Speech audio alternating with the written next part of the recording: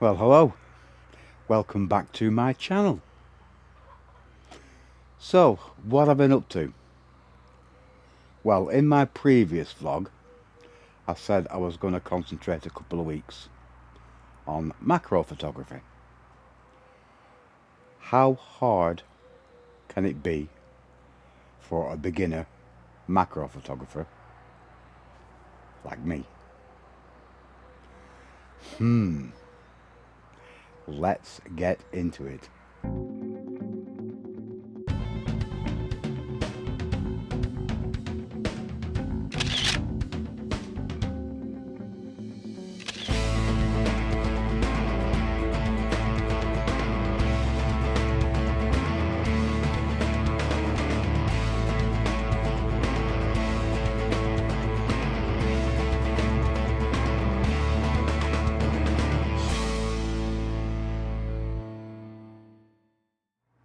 Let me tell you what I've learned.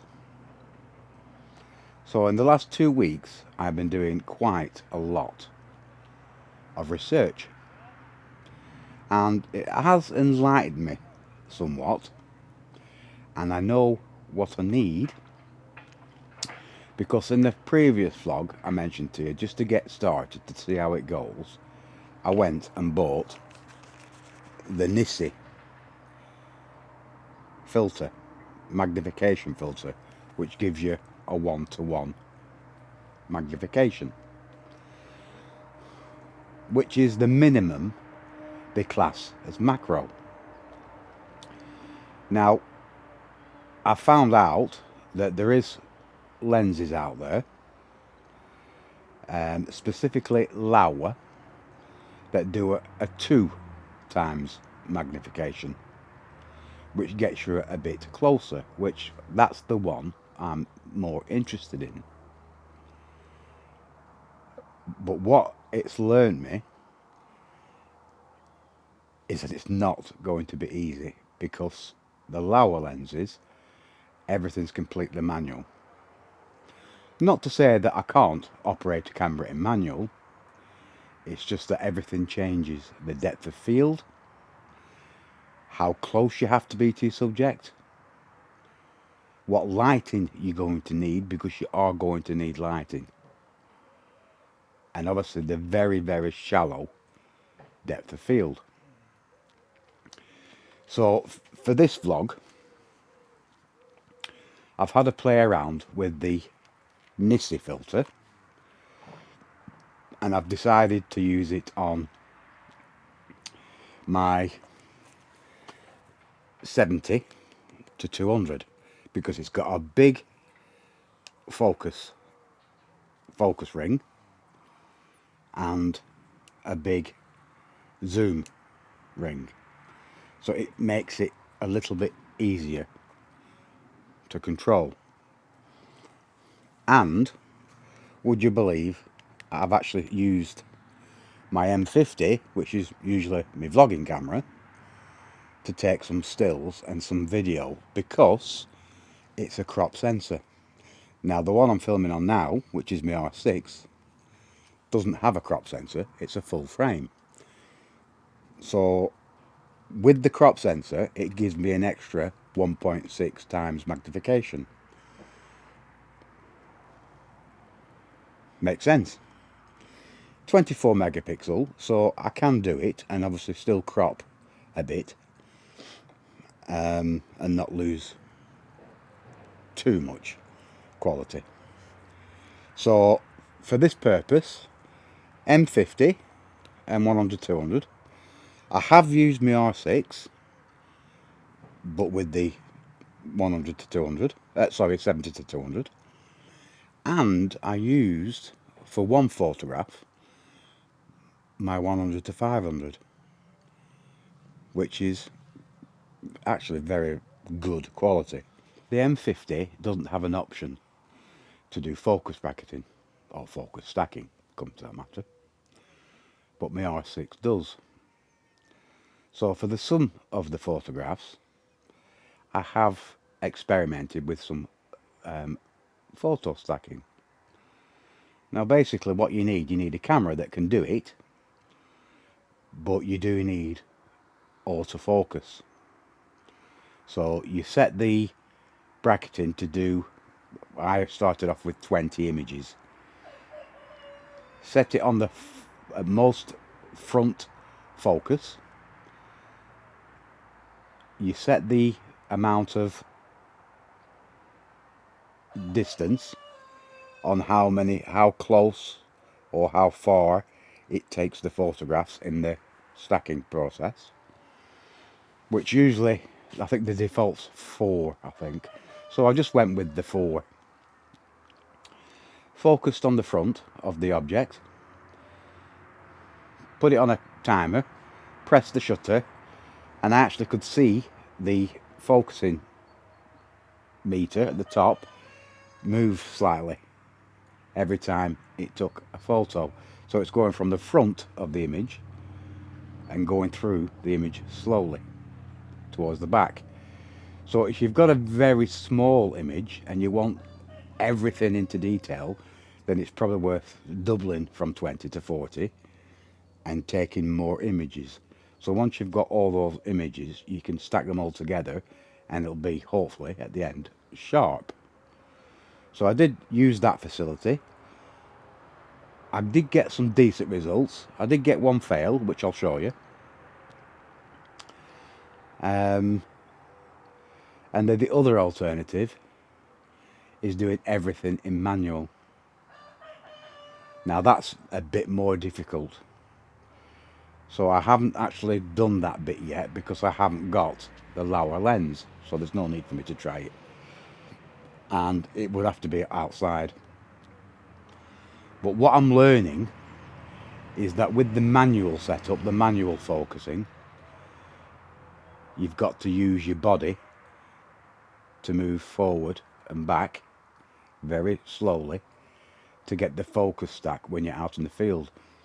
It doesn't really matter when you're inside because you can set it on a individual shot and just use a shutter release or a timer, take one photo, move your focus a little bit, take another one. Obviously that's going to take quite a long time, but it doesn't really matter. I have nothing better to do. And that's how you're going to get your images focus stacking with a full manual lens. Move forward and back, or put it on a bracket and do it that way. So it's been quite challenging. I haven't bought anything else yet. I know I definitely need to get a flash. A flash is a necessity because you're working with a very small subject. You're working very close, so obviously you're cutting out the light. And you can't really work with wide open aperture at 2.8 for macro because you're not going to get the depth of field. So you're going to have to work with f8, f11 or more. But what I've researched, f8, f11 is the one that most of the more experienced macro photographers use. So that then determines what lens you can buy. You don't have to get a 2.8. So you can get a 5.6 onwards. So that really isn't a massive issue, but you have to have a flash and you have to work with apertures of f8 and f11 or a bit more. You need a diffuser to get the nice soft light, so you can't just use a direct flash. You have to get a diffuser to diffuse it to make it look a nice overall lighting. Your flash has to be capable of keeping up to doing high frame rate as well. So that's a bit of research you need to do. So flash, diffuser, macro lens, definitely. I think what I found with using this Nisi filter, it's okay, but when you put it on to a zoom lens, which it's made for, the results aren't quite going to be the same. And I can only say that with what I've seen on using the proper macro. You know, you don't get any chromatic aberration or very little or vignetting with a proper macro lens. Well, with the Laowa you don't anyway. And I have noticed I do get a little bit of that with the zoom lens with the filter on. So it's quite technical and it's quite intense, and everything is all slowed down. You've got to be able to just slow yourself down in the process, because if you rush things, you're going to get frustrated. And I've tried to do things a little bit quick sometimes, and I've got so frustrated. It's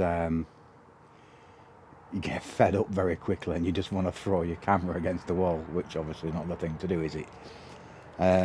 Videoing, not really done too much of that yet. It's all been photography.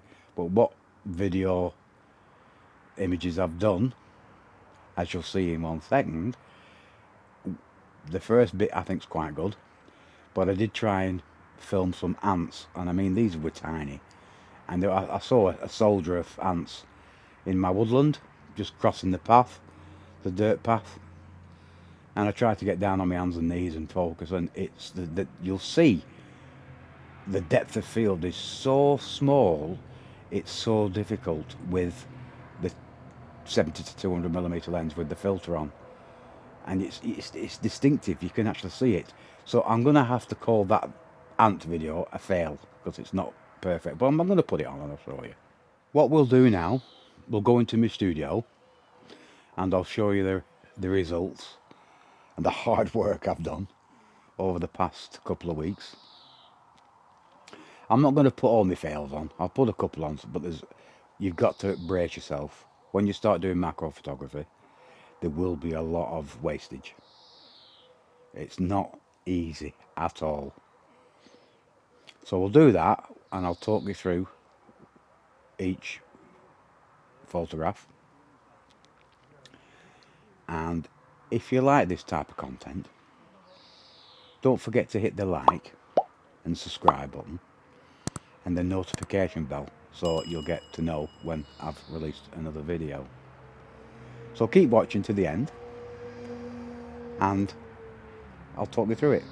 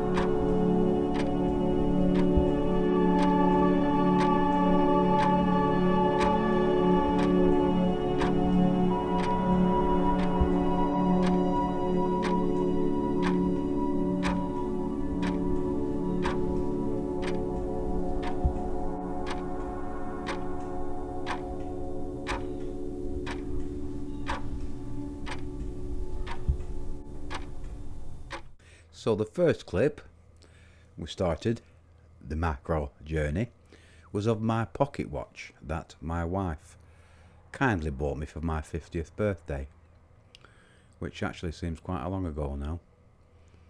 So that was filmed on my M50 with the 70 to 200, and it was at 100 frames per second slow motion. And all I did was I hung it up by its chain on one of the bottom of my tripods on the table, and then just filmed it. And then onto some stills. Again, the photos were taken with the M50 and the 70 to 200 with the Nissi macro filter put on. And I think the details are just absolutely wonderful. I used focus peaking to get it in focus as well, which is very useful and really needed.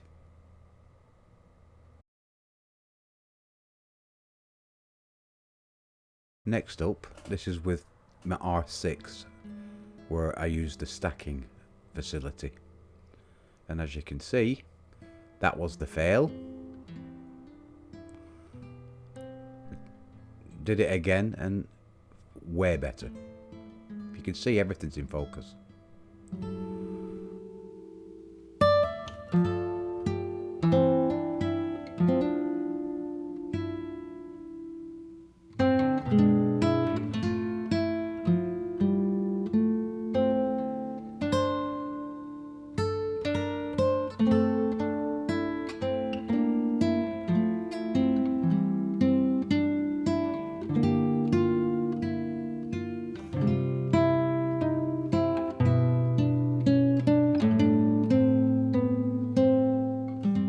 Next two images are on the M50.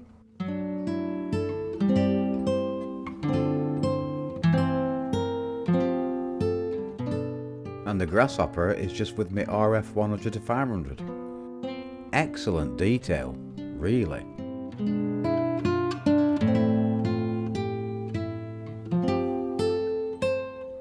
All the butterflies were done on the R6 with the stacking done, so I could get it as sharp as possible throughout the body.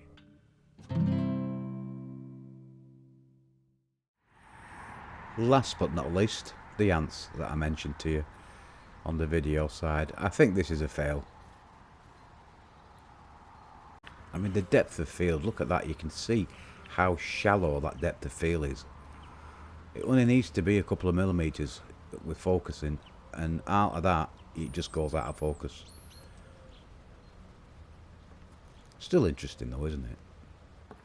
Here I zoomed out a little bit to try and make it easier focusing wise, but still challenging. Remember rightly, the ISO was relatively high. I think it was like 800 to 1000 ISO, and that's really not helped the sharpness.